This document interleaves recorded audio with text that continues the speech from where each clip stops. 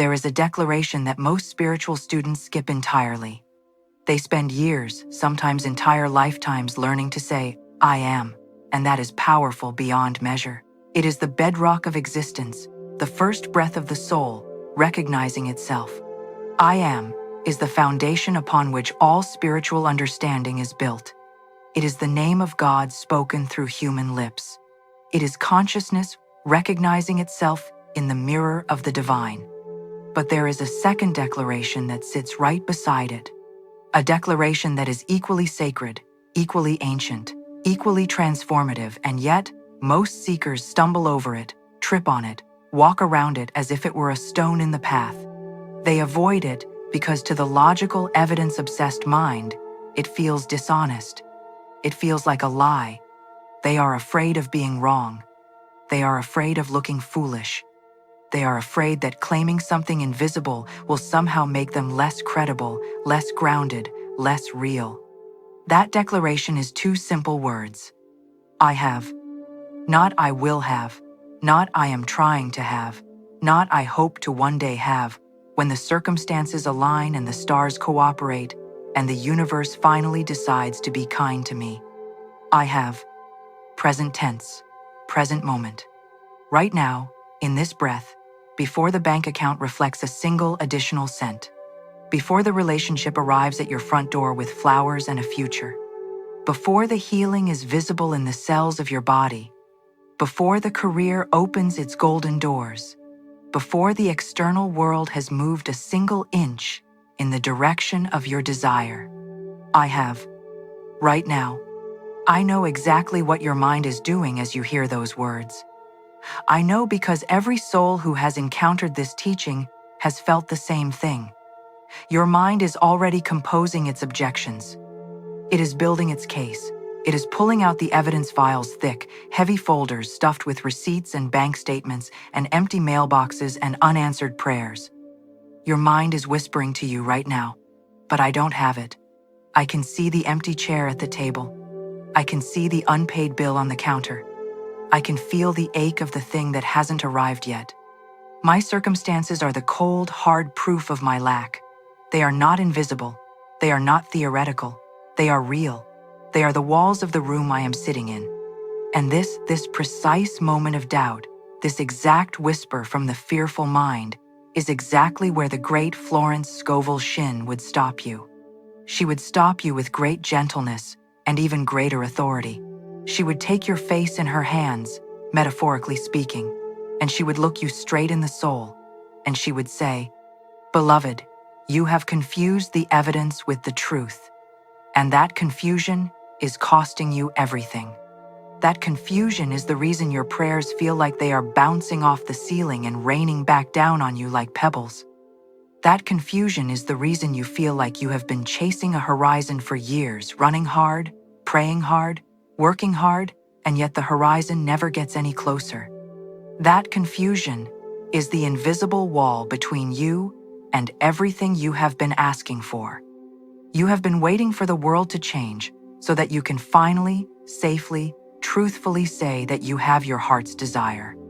You have been waiting for the physical evidence to arrive before you grant yourself permission to feel the state of already having. You have it exactly backwards, and it is costing you years. The spiritual law, ancient, immovable, and perfectly just, dictates that you must say I have before the world is allowed to change. The declaration comes first. The physical manifestation follows. Always, without exception. This is not poetry. This is the operating law of the universe. By the time you reach the end of this teaching, you will no longer be a beggar at the gates of your own life. You will understand, with absolute clarity, why saying I have is not a delusion, not a denial of reality, not a form of spiritual bypassing, but a legal and precise claim upon your divine inheritance. You will learn the exact mechanism, psychological, neurological, and spiritual, that turns invisible supply into visible reality. You will walk away with 3 sacred and practical levels of claiming what already belongs to you, so that you never again have to wait for external permission to live in abundance. The waiting is over. Your inheritance has been here the entire time. Most of us were raised to believe that seeing is believing. It was drilled into us by a well-meaning but spiritually sleeping world. We were taught to wait for the harvest before we celebrate the grain. We were instructed to be realistic, to be practical, to keep our expectations tethered to what we could see with our physical eyes and measure with our physical instruments.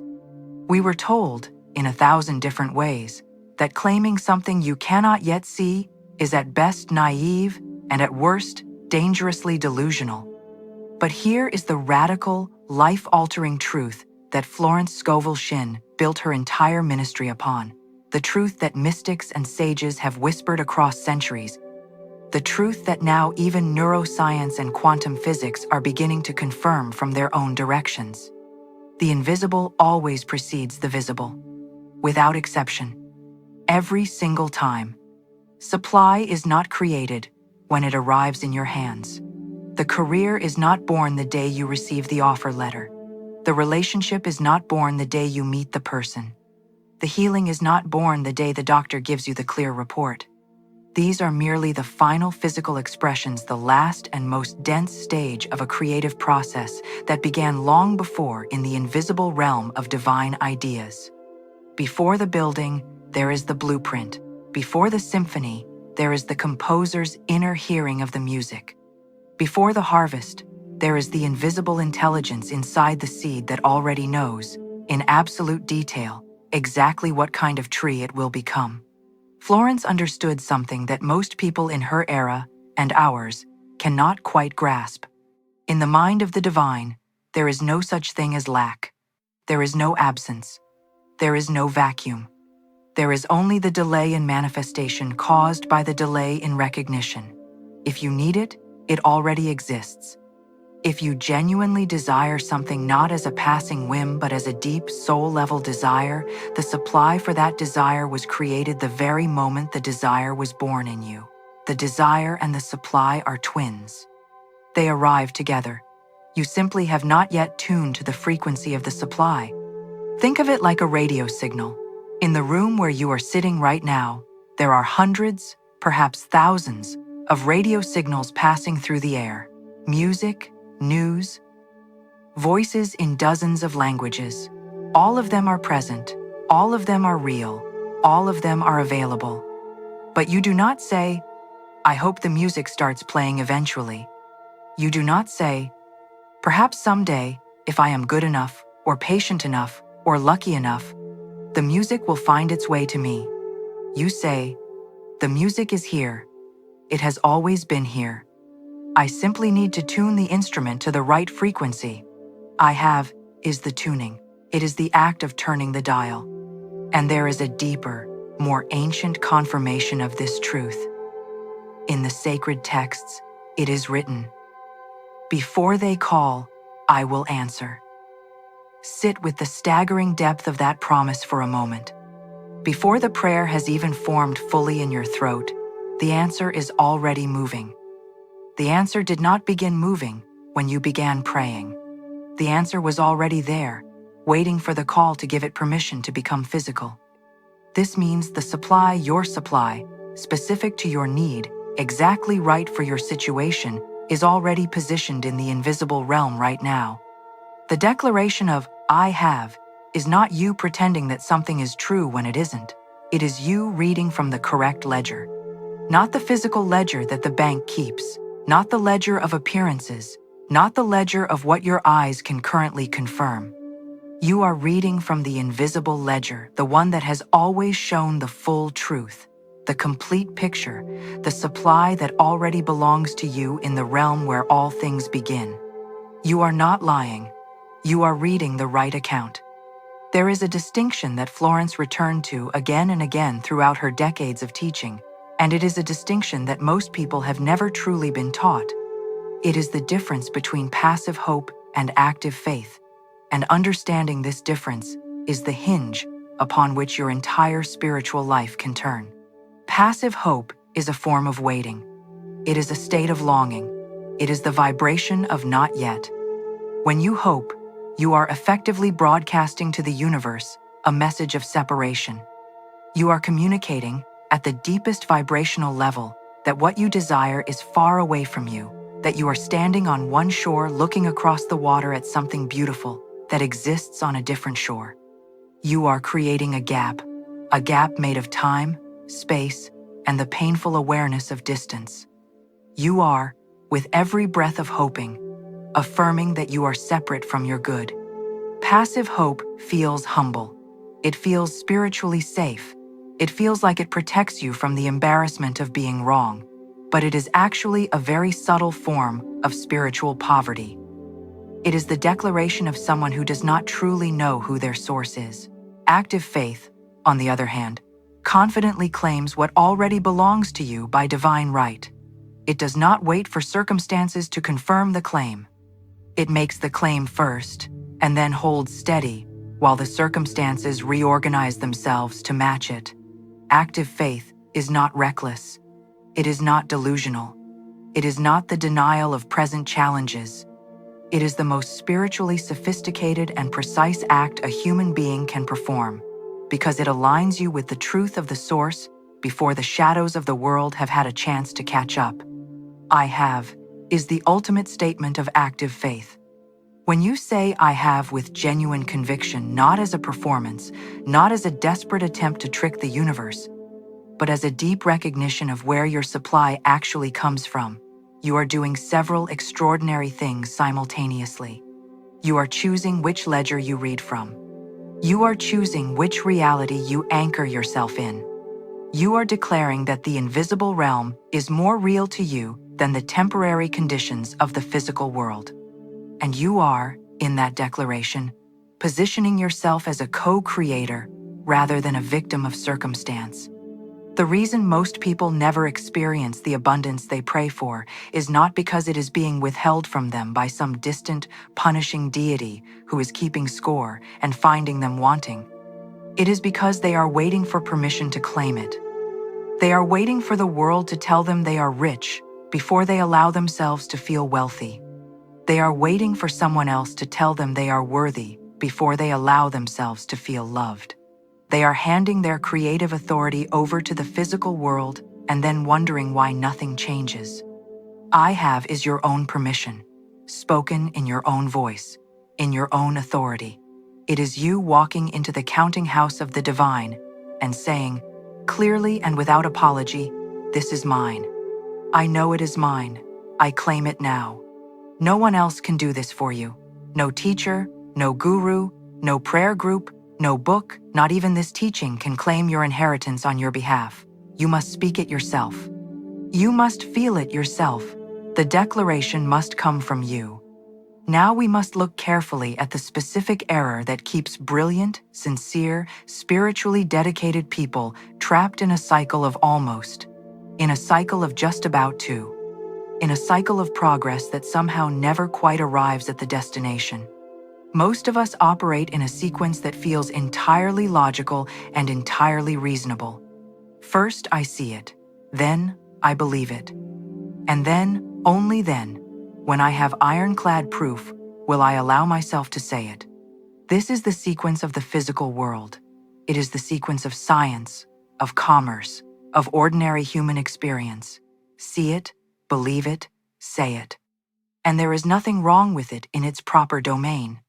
But Florence Scovel Shinn taught the exact reverse when it comes to the spiritual creative process. She taught, with absolute consistency and clarity, first I say it, then I believe it, then I see it.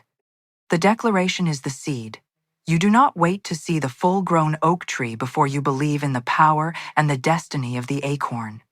You plant the acorn in the ground, in the dark, in the invisible, because you know with absolute certainty that the oak is already inside it. The oak is not somewhere outside the acorn waiting to be added to it. The oak is the invisible truth of the acorn's identity. The soil and the sun and the rain do not create the oak. They simply provide the conditions for the oak's already existing inner truth to become visible. Your declaration of I have is the planting of the acorn.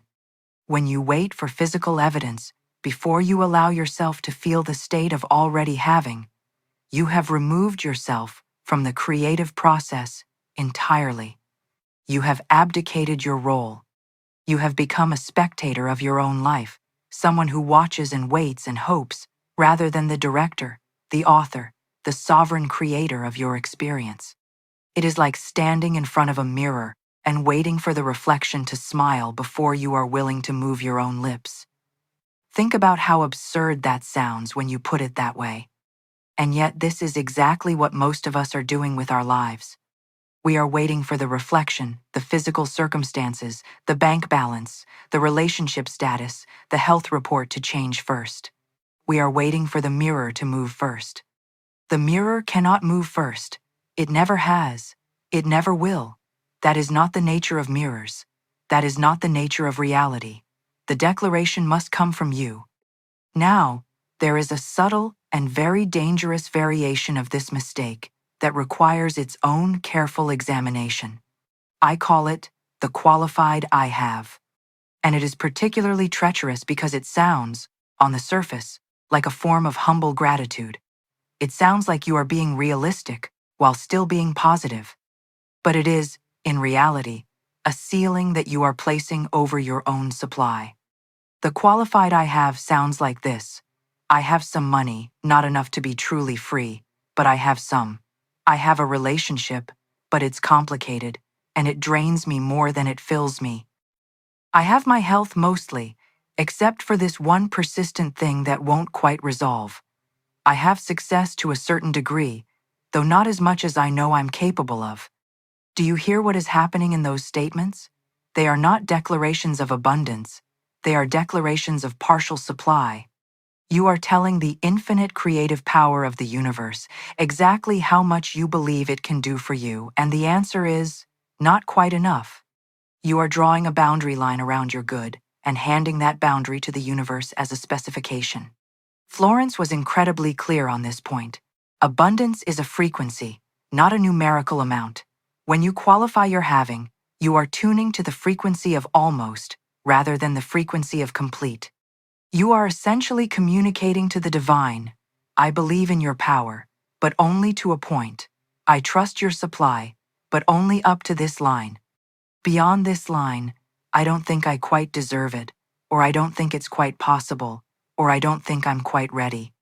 The divine takes you at your word. Always. Then there is the waiting trap, and this one catches the most sincere seekers of all. This is for the person who has done everything right. You pray, you affirm. You meditate for 20 minutes every morning before anyone else in the house is awake. You have read every book, listened to every teaching, filled journals with your intentions and gratitude lists. And yet something is still not arriving. The manifestation is still not here. And so you speak of your abundance as something that is moving toward you. My ship is coming in. Florence would sit across from you, take your hands, and say with complete love and complete directness, if your ship is coming in, it is still at sea. If it is still at sea, it has not yet reached the dock. And if it has not yet reached the dock, you cannot unload the treasure. She called this living in the future tense. You are always becoming, but never being. You are always approaching, but never arriving. Your entire spiritual practice has been conducted from the coordinates of not yet, rather than already. And the universe, which is only ever responding to the signal you are currently broadcasting, is confirming your not yet back to you in three-dimensional reality. The words, I have, collapse the distance. They destroy the someday. They reach into the future and pull it into the present moment. They transform, moving toward me, into already here. And this matters enormously because of a principle that Florence knew intuitively and that modern physics now confirms from its own direction. Presence is where the creative power lives. The divine does not exist in yesterday. The divine does not exist in tomorrow. The divine is the eternal I am and the eternal I have. The power to create, to manifest, to transform it all lives in the present moment. When you align your speech and your feeling and your attention with the present tense of I have, you are plugging into the central power grid of the universe. You are connecting to the only moment, in which anything has ever been created. The universe does not understand later. It does not process someday. It only responds to the vibration you are broadcasting right now, in this breath. If you are broadcasting "I want," the universe hears the vibration of wanting, of lack, of absence, of the thing not yet present, and it responds by giving you more of that exact experience. More wanting, more seeking, more of the feeling of the thing not yet here. But if you broadcast "I have," the universe hears the vibration of completion, of fullness, of present tense possession, and it must, by the immovable logic of its own laws, begin organizing the physical reality to match that signal. It must provide the evidence to confirm the state you are inhabiting. For those whose minds need a logical anchor, a rational framework on which to hang this spiritual teaching, what follows is not a compromise of the spiritual truth, but a confirmation of it from a different direction. You do not have to choose between the mystical and the scientific here. They are pointing at the same thing from opposite ends. Your subconscious mind is not a judge. This is one of the most liberating things you will ever understand about the nature of the mind. Your subconscious is not sitting in a courtroom, weighing the evidence, checking your bank statements, comparing your claims to your circumstances, and deciding whether your affirmations are warranted. It is not doing any of that. It is a servant, an extraordinarily powerful servant. It takes the blueprints you hand it, and it organizes, with tireless precision, everything within its reach: your behavior, your perception, your energy, your decisions, your reactions, your physical chemistry, to match those blueprints. Your identity shapes your behavior long before your results change, and your behavior, sustained over time, inevitably changes your results. Think about the profound difference between two people. One whose deep, unshakable identity is, "I am someone who has security," and another whose identity is, "I am someone who is trying to get secure." These two people live in the same world. They have access to the same resources, the same opportunities, the same 24 hours in a day. But they do not live the same life. The person who has security, who inhabits that state at the identity level, walks into a room with a different quality of presence. Their body language communicates groundedness rather than desperation. They notice different opportunities because their brain's filter has been instructed to look for confirmation of security rather than evidence of threat. They take different risks because risk looks different to someone who is secure than to someone who is afraid. When they experience a setback, they process it as a temporary inconvenience rather than a confirmation of their worst fears about themselves and the world. The state of having changes your nervous system at a biological level. It moves you out of the fight or flight response, the physiological state of lack, of threat, of emergency, and into the rest and receive mode. And it is always, without exception, the changed nervous system, the changed behavior, and the changed vibration that eventually and inevitably change the physical account. This is not magic. It is mechanism. Beautiful, elegant, reproducible mechanism. Furthermore, modern neuroscience has discovered something remarkable about the nature of gratitude that has enormous implications for this practice. The brain, it turns out, cannot reliably distinguish between gratitude for something you just received and gratitude for something you are claiming in faith. When you feel the genuine emotion of, "I have," not the performed affirmation, but the actual felt sense of having, your brain releases the same neurochemicals.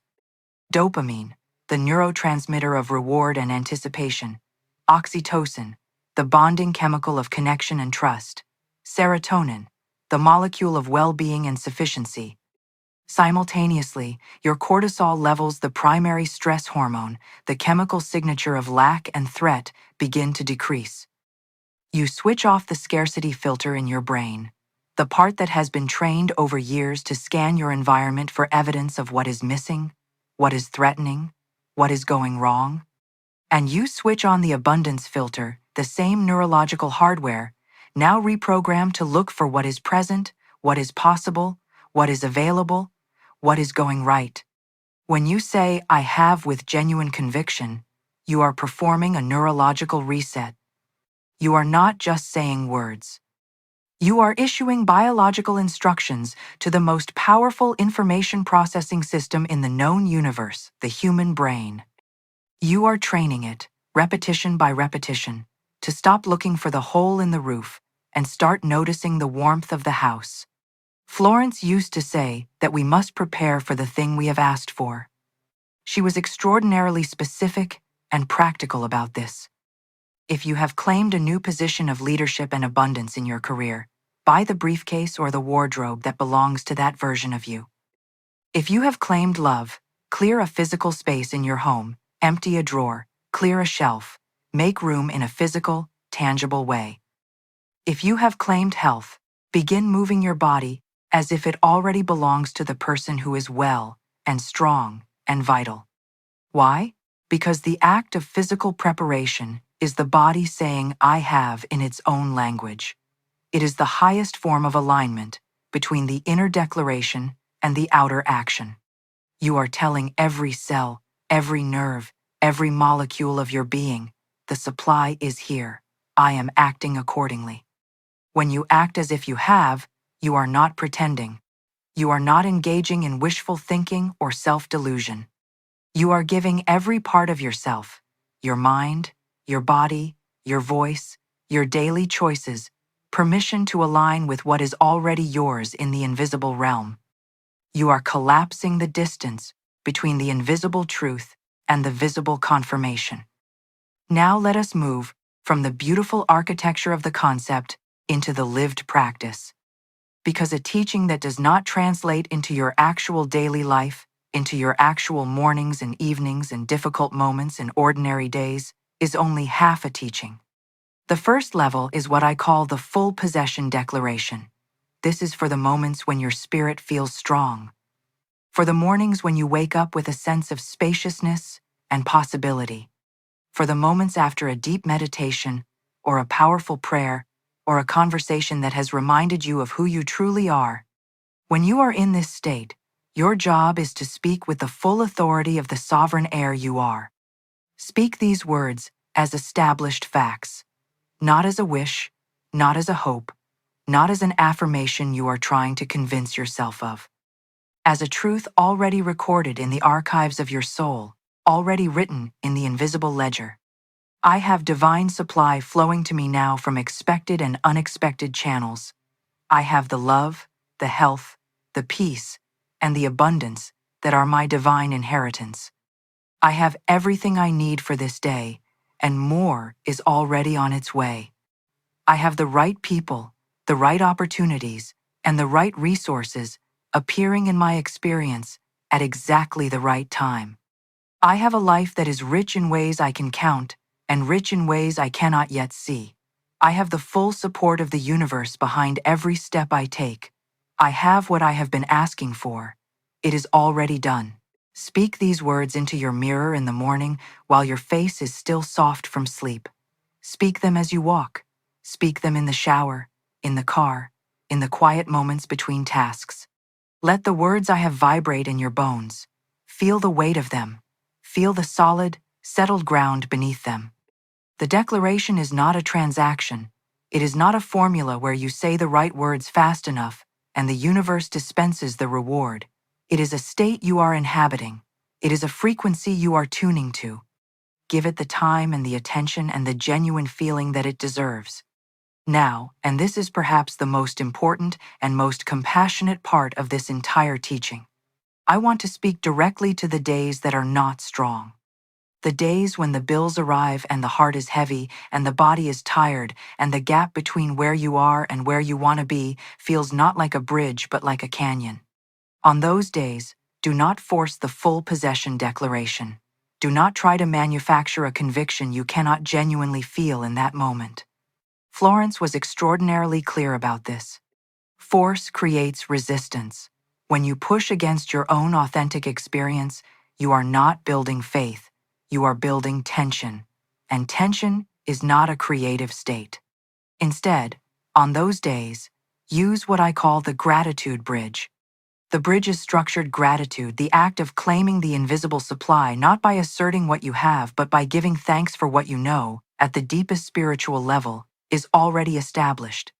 There is a subtle but transformative difference between these two approaches, and your mind on a difficult day will often accept the gratitude bridge when it will reject the full declaration. It sounds like this: I give thanks that my supply is already established in the invisible realm and is now moving into the visible. I give thanks that divine guidance is leading me to my right supply by paths I could not have designed or predicted on my own. I give thanks that I have more than enough of everything, even though my physical eyes cannot yet confirm it. I give thanks for the love that is already mine, already being drawn into my experience, already organized by forces more intelligent than my fear. I give thanks for the healing that is already in motion at the level of cause, even as the level of effect catches up. Do you feel the difference? You are not pretending the bank account says something it doesn't. You are not denying your current experience. You are acknowledging the source. You are directing your attention and your gratitude toward the invisible ledger, the real ledger, the one that Florence trusted with her entire life and taught thousands of people to trust with theirs. This is not dishonesty. This is not spiritual bypassing. This is the most honest thing you can say about a supply that is already real in the realm where all things begin. You are simply being truthful about a deeper level of reality than the one your physical senses can currently measure. The gratitude bridge will carry you across the difficult days without abandoning your practice, without compromising your faith, without demanding that you perform a conviction you have not yet fully arrived at. Use it without shame. The most advanced spiritual practitioners use it. The saints used it. The mystics used it. Florence herself used it. The third level is the practice that builds the muscle. This is the daily discipline that, repeated consistently over weeks and months, begins to fundamentally rewire your nervous system and transform your default way of seeing the world. We are so conditioned by culture, by family, by decades of habitual attention to notice what we lack that we have become functionally blind to what we already possess. Our attention is a spotlight, and most of us have it trained permanently on the empty spaces. Every morning before you leave your bed, before you check your phone, before you open your laptop, before you allow the world's agenda to crowd into your mind, or every evening before you sleep, when the day is settling and your mind is soft and receptive, speak 10. I have statements that are undeniably, irrefutably, immediately true, not aspirational, not invisible, true right now, in this body, in this life, in this moment. I have breath in my lungs. I have a mind that is capable of receiving and understanding these teachings. I have made it through every single difficult day I have ever faced, every one of them, 100% survival rate so far. I have people who have loved me, even if imperfectly. I have the ability to learn and to change and to begin again. I have access to beauty, the color of the sky, the sound of rain, the warmth of sunlight on skin. I have the capacity for joy, even if it feels distant today. I have this moment, which is the only moment in which anything real ever happens. I have enough to take the next step, even if I cannot yet see the step after that. Speak 10 of these with real attention, not as a rushed checklist, but as a genuine act of noticing. Let each one register, let each one produce, even slightly, the feeling of I have. Then, and this is the crucial final step close, with one I have statement about something that is not yet visible. 1. Reach into the invisible realm. One act of claiming the thing that is still in the process of moving from invisible to visible. I have the perfect solution to the challenge I am currently facing. I have the abundance that is right now in the process of moving into my physical experience. I have the right relationships already being organized by forces greater than my worry. I have the career breakthrough that is already mine in the invisible realm. 1. You only need one. But speak it with the same weight and the same conviction as the 10 undeniable truths that preceded it, because you have been warming up the muscle for it. You have been tuning the instrument with statements that your mind fully accepts, and now you are playing one note that stretches beyond the visible. Do this practice daily, morning or evening, consistently, without exception, and within 30 days, you will notice that the lens through which you see your life has shifted.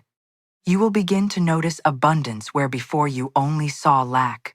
You will begin to notice evidence of supply where before you only tracked evidence of shortage.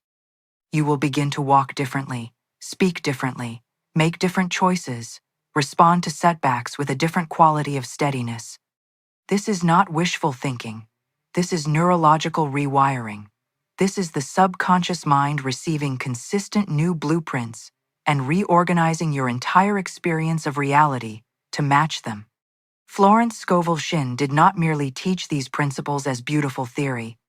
She lived them with a fierce, quiet, absolute conviction in the heart of a world that often looked the other way, a world full of hardship and widespread suffering and reasonable-sounding despair. She didn't speak of abundance as something she hoped for one day. She didn't treat the divine as a cosmic vending machine where you deposit a prayer and wait to see if anything comes out. She made specific, present-tense, unapologetic claims, and she taught others to do the same. When someone came to her in financial ruin, truly desperate, truly afraid, facing circumstances that any reasonable person would call hopeless, she did not say, "Let us pray that things improve. Let us ask God to consider your situation. Let us wait and see what the universe decides to do." She said, immediately and without hesitation, "Let us give thanks that you have your right supply." Specific, authoritative, without apology, in the present tense. She once counseled a student who needed a specific amount of money by a specific and immovable deadline. The student was in a state of escalating panic, checking the calendar compulsively, watching the days shrink, feeling the walls close in. Florence told them with great clarity, "Stop looking at the calendar. The calendar cannot help you. Look at the supply. You have the money now, in the invisible. It already exists. Give thanks for it." The student did. They stopped searching for the money, that frantic, desperate, lack-confirming searching, and started looking at the God source, the supply that was already established in the invisible realm. On the final day, the exact amount arrived from a source they had not considered, through a channel they could not have engineered or predicted. Florence understood something that most spiritual teachers, even well-meaning ones, miss. Vague declarations produce vague results. The universe is not a general contractor who fills in the details. It responds to the specificity of your claim. If you vaguely claim abundance someday, you will vaguely experience improvement eventually. But if you specifically claim, "I have my right supply," now, in this situation, the universe matches the specificity. She knew that the universe cannot respond to someday. It has no mechanism for processing a future tense claim. It only knows how to respond to now. It only knows how to match the vibration you are currently broadcasting.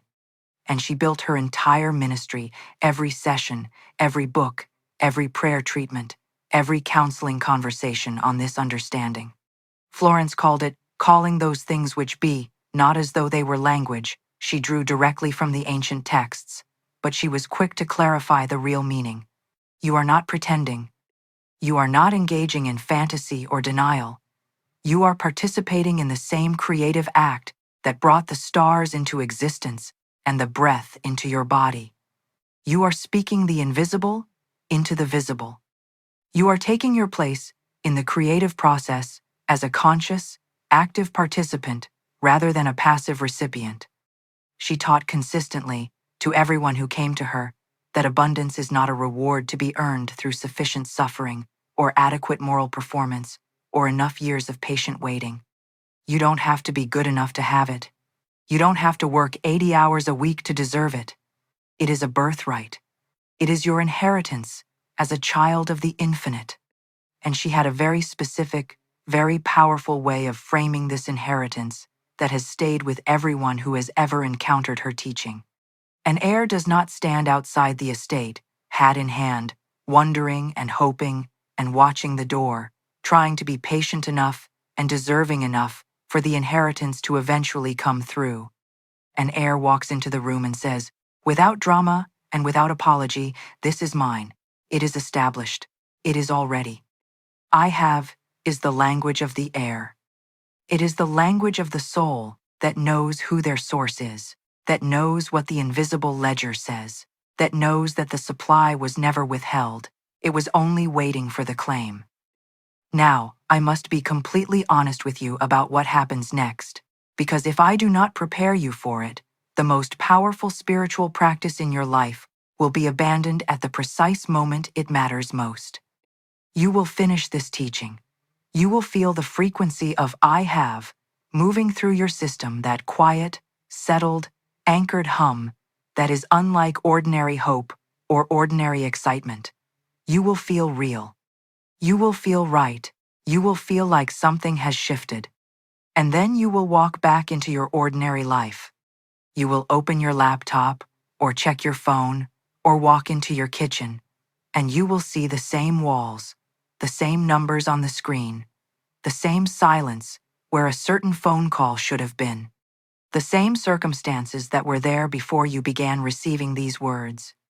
And in that moment, the mind, that old, fearful, evidence-addicted, logical mind, will speak. It will say, with a kind of satisfied certainty, "See, nothing changed. You were just telling yourself a story. You don't actually have it. The proof is right here. Look around you. The circumstances are exactly the same as they were before." This is the testing time. And it is, without exaggeration, the most important moment in the entire practice. Florence spoke about this period explicitly and repeatedly because she knew it was where most people abandoned their claim. She called it the period between the claim and the manifestation. And she was absolutely clear. The appearance of unchanged circumstances during this period is not evidence that the law has failed.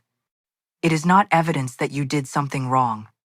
It is not evidence that you are not worthy, or not ready, or not spiritually advanced enough. It is simply the period in which the invisible supply is organizing itself, gathering momentum, arranging channels, orchestrating circumstances to move into the physical. It is the gap between the planting of the seed and the appearance of the first green shoot. The seed has not failed. The earth has not rejected it. The life within the seed is doing exactly what it needs to do. In the dark, in the invisible, unseen. Think of it like ordering a meal in a fine restaurant. You have looked at the menu. You have made your selection. You have spoken your order to the waiter with confidence and clarity. The order has been placed. You have, in every meaningful sense, claimed the meal. You cannot see it yet. You cannot smell it yet. You have no physical evidence that it exists. But you do not pace back and forth in the dining room, crying that you are starving and the kitchen has forgotten your existence. You do not grab the waiter by the arm every 2 minutes to confirm that your order is being processed. You do not leave the restaurant in despair because 5 minutes have passed and the food has not yet appeared. You sit at the table, you talk with your friends, you sip your water, you look at the art on the walls. You exist in a state of pleasant, unhurried confidence because you trust the kitchen. The divine is the ultimate kitchen, and your job during the testing time is not to repeat your claim with increasing anxiety. It is not to run into the kitchen to check on the chef. It is not to tell everyone at the table about your concerns regarding the food. It is to hold, steadily and without drama, the state of the one who has already ordered. Your job is to look at the unchanged circumstances and say, not desperately, not as a battle cry, but with the quiet smile of someone who knows I give thanks. It is already done. Watch the world, but do not watch it desperately. Do not scan it for confirmation that your claim was heard. Watch it with the easy confidence of someone who knows that the delivery is already on the truck. It has to arrive. It is the law. Not because you have been good enough or patient enough or spiritual enough, but because the law is the law. The seed always, in its right season, becomes the oak. Supply, claimed in faith, always moves from invisible to visible. If you waver during the testing time, if you pick up your claim and examine it fearfully, if you take it back and replace it with hoping and wishing and worrying, you are, effectively, calling the restaurant and canceling your order. You are sending a new signal. You are broadcasting a new vibration. And the universe, which only ever responds to the current signal, will begin organizing around the cancellation rather than the order. Don't cancel your order. Stay at the table. Your feast is already prepared. You came to this teaching because something in you recognized that the waiting was no longer working. Something in you knew, at a deeper level than logic, that hope as a strategy was a slow way of staying exactly where you are. You recognized, perhaps for the first time with full clarity, that describing your current challenges in careful and exhaustive detail was not building a better life. It was building a more accurate, more elaborate, more detailed map of the situation you were ready to leave. Today you have received something different. Not a wish, not a someday, not a technique for eventually, perhaps, maybe improving your circumstances if the conditions align correctly. Today you received the declaration of already having, the key that Florence Scovel Shinn placed with great love and great authority into the hands of every soul brave enough to look at a desert and see a garden. Now, I want you to do something with me. Not after you have thought about it more. Not tomorrow morning when you are fresh and ready. Not when the circumstances look more favorable. Right now, in this moment. In this body, with whatever you are carrying today. Straighten your spine, not as a performance, but as a physical act of claiming the dignity that belongs to you. Feel the solid support of the floor beneath your feet. Take a slow, deep breath, not a shallow, anxious sip of air, but a full, deliberate breath that reaches all the way to the bottom of your lungs. Feel the breath as supply. It is always there. It has never once been withheld. Now speak these words aloud, if your circumstances allow it. In the deep, powerful silence of your own heart, if they do not. Either way, feel the words. Let them land. Let them do their work. For your supply, I have divine supply. It flows to me now, continuously, through seen and unseen channels, through expected and unexpected sources.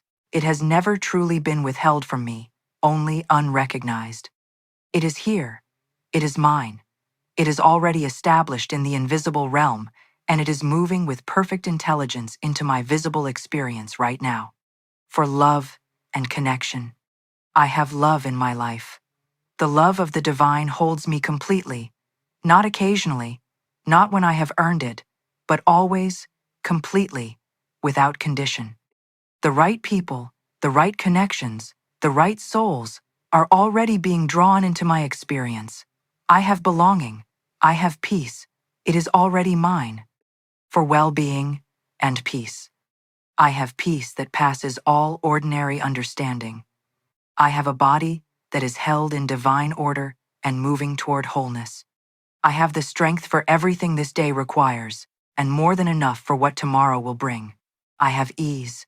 I have rest. I have the deep settledness of someone who knows who their source is. And for the specific desire of your heart, I have what I have been praying for. I have what I have been longing for. It is already recorded in the invisible ledger. It is already established in the realm where all things begin. I give thanks for it right now, before I see it, before the physical evidence has arrived, because I know with every part of me that knows anything true that it is already done. Be still for a moment. Feel what has shifted. It may be subtle, a slight loosening in the chest, a small release of urgency, a quiet steadiness that was not there a moment ago. Do not dismiss it as your imagination. That is the frequency of already having entering your system. That is the signal of I have ancient, precise, and profoundly real beginning to vibrate through your cells. That is what Florence spent her entire extraordinary life teaching people to access. It's the visible. This is not a comforting story. It is the operating principle of every created thing that has ever existed. You are not broken. You have never been broken. You are not lacking. Not truly. Not at the level that matters. You are simply a soul in the process of remembering who you are and what has always, from the very beginning, already belonged to you. The declaration is yours. The supply is yours. The inheritance is yours. I have